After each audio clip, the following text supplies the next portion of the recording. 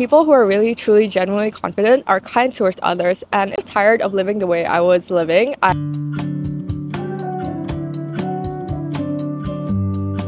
besties, welcome back to the channel. My name is Joy, and on the channel I like to talk about my feelings and chasing my dreams. Today I wanted to talk about confidence because that's something that I've been getting some questions about like how to develop the confidence / courage to chase after your dreams. I slightly journaled on my iPad and just thought about like the whole shebang of confidence, so I do have a lot to say. Okay, firstly, we're gonna talk about why it's important to have confidence in order to chase your dreams. I believe that when you're trying to pursue any goal, no matter the size, half of the battle is actually mental. If you're confident, you're able to overcome a lot of the mental battles, and it makes it easier for you to achieve your goals / dreams. But there are a lot of misconceptions when it comes to confidence / developing the confidence to pursue the thing you genuinely want to do. And the first is correlating confidence with skills. If you have more skills, you'll automatically be more confident, but it's not necessarily true. In fact, the most successful people out there are not necessarily the most skilled, but they are all very confident people. And the second is that confidence will just happen. Like the older you get, the more confident you'll become. I actually think that confidence is actually a muscle that you need to constantly train in order to get stronger. And trust me when I tell you that the most successful people out there, the most successful people that I know are, yes, they are incredibly smart, but they're not the smartest people in the world. But in fact, they are confident, and that's why it's really important to develop confidence. But first, let me start by telling you a story about junior year Joy. Right now, I am 27. I quit my job earlier this year to focus on pursuing my dreams, which is to start a company and do YouTube.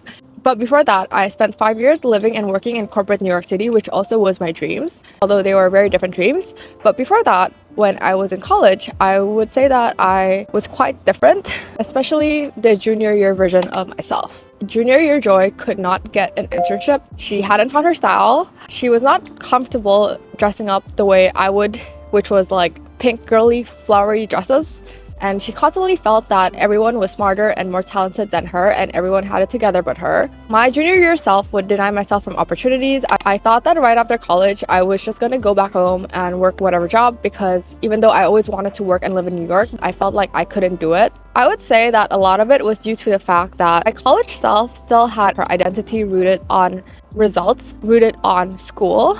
So before college, I was a pretty high performing kid. I did all the extracurriculars. I did pretty well in school, and then I went to UCLA where I was a small fish in a big pond.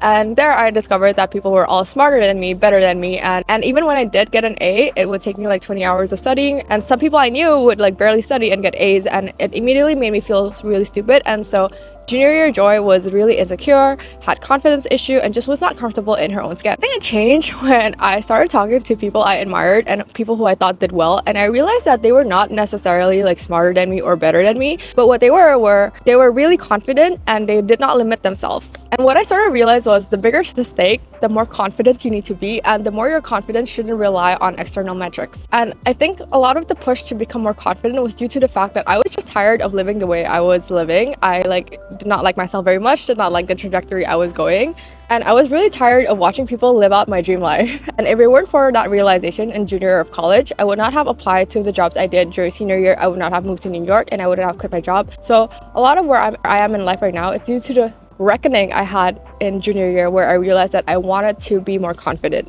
And so now I am much more confident, much more secure, although I will say that it is sometimes still a work in progress. I don't necessarily love where I am in life right now. I don't have a lease. I am just like moving around, trying to make my dreams work. But I will say that I like the person I've become and the direction my life is going. And that's so much of a better place than I was in junior year of school. I did so much inner work, journaling, reading, introspection. I reflected on a lot of life events that happened to me when I was in childhood. I thought about all the traumatic events that happened to me in the past and read a lot of books. And as cliche as it sounds, it was a lot of hard work that looks invisible, but those 3 years of intense self-reflection allowed me to develop confidence from a place of emotional security and inner self, which it really changed my life and the trajectory of my life. I will summarize all my learnings in this video, so you don't have to watch and read every single thing, but I will link a lot of the books I read that changed my life down below. I'll give you a disclaimer that developing confidence is actually a lot of hard work, and it is very, very uncomfortable. So I will say there are 3 main parts, but the first part is to develop confidence from a place of self-acceptance.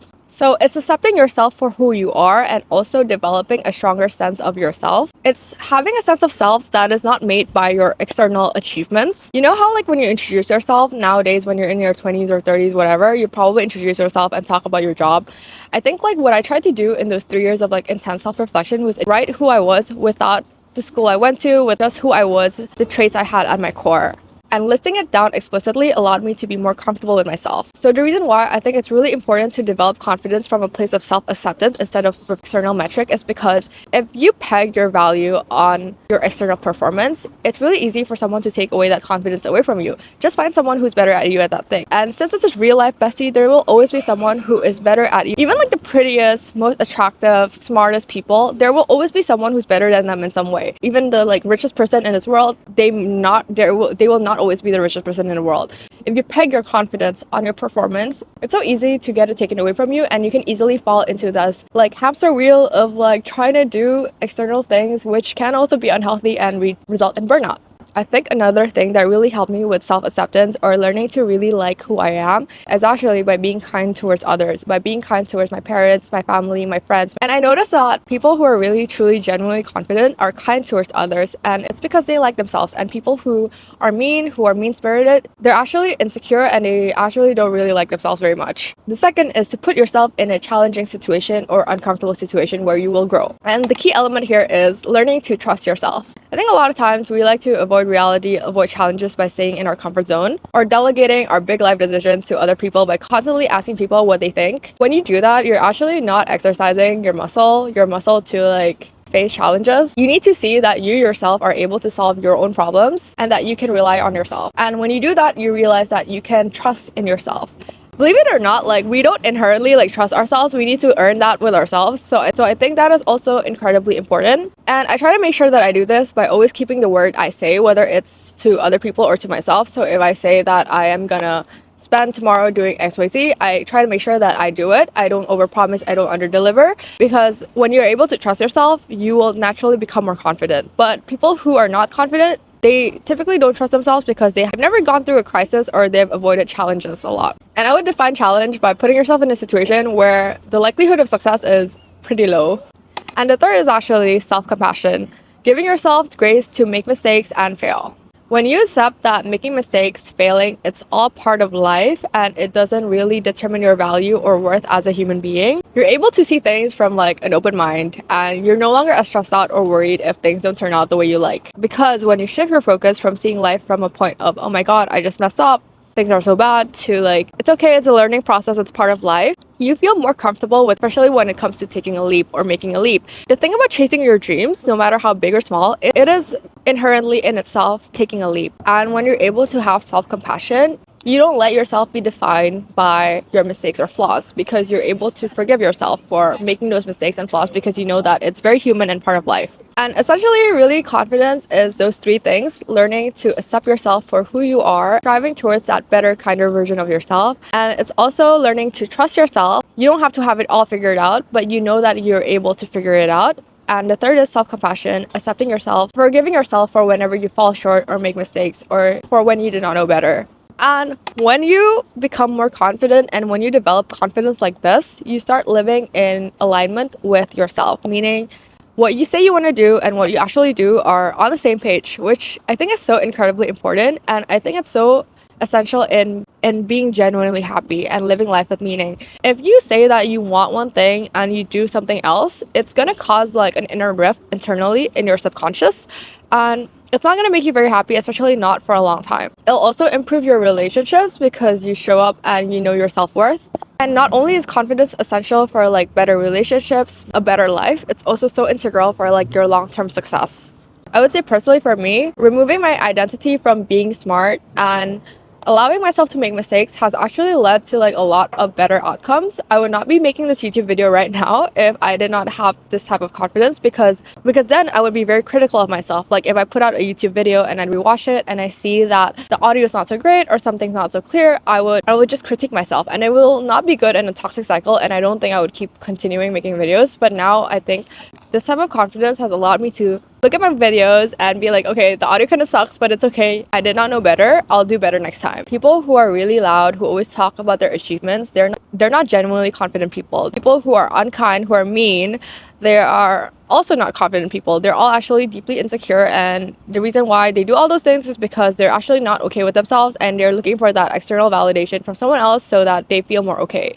But the truth is, no amount of travel putting other people down will make you feel better unless you're genuinely okay with who you are as a person. So let's have some FAQ with your intrusive thoughts, because I know that I have an Olympic gold medal in intrusive thoughts. I think one of the questions I asked myself a lot was yes, it's true that all of the successful people you've met, they're incredibly confident, but I'm sure there's a handful of people who are also incredibly smart, hardworking, and confident, but are not successful. Okay, and how does that help you? How does thinking about how you're gonna fail help you? I think instead of thinking about the people who you don't see who are confident and unsuccessful, you should just instead focus on using that energy and mental space to think about how to make better choices with your life, how to chase your dreams, increase your chances of succeeding, how to make progress towards your goal. I think it's way better use of your time, headspace, and energy to do that.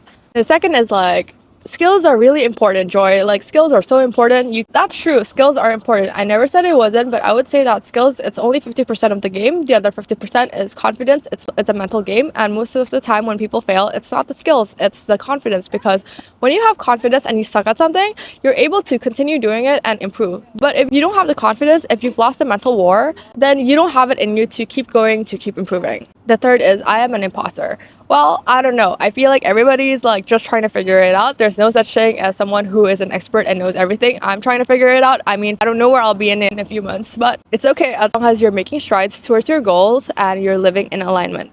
So some FAQs. When you develop confidence, you have more self-acceptance and love for yourself and other people. You're kinder. Your mind no longer becomes a prison that restricts you from achieving your dreams and pursuing your goals. You're able to do what you want and succeed. And even if you don't achieve all of your dreams, you just live in alignment, and that is so meaningful, and that is fulfillment. And when you are genuinely confident, you're not the reason why you're not living out your dreams. And I think that is in itself super valuable. I wanted to thank ultrahuman for sending me this ring. It's a smart ring that tracks everything from your sleep to heart rate. I just got this in the mail a few days ago. I'm gonna try it out for a week to really fully do a review in a later video. But I feel like this is such a tech bro uniform, and I feel like this really matches my tech bro inner self. I will also link a code for you to use in case you're interested, and you'll get 10% off your order from ultrahuman. Yay! Okay, thanks so much for watching, and I'll see you in the next video. Bye, love you. Ooh. Are genuinely confident when you develop oh my god, Gilbert, go away. What a hater. Huh? What did I do? I can't. Okay. Would you say that you're a confident person? No, you're not. No. Why not? No.